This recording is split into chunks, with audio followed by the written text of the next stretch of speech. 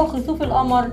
الخسوف ده بيحصل لما الأرض تيجي في النص بين الشمس والقمر، وساعتها ظل الأرض بيغطي القمر. الخسوف ليه 3 أنواع: خسوف كلي، القمر كله بيختفي ويبقى لونه أحمر نحاسي وبيسموه قمر الدم. خسوف جزئي، جزء من القمر بس بيتغطى.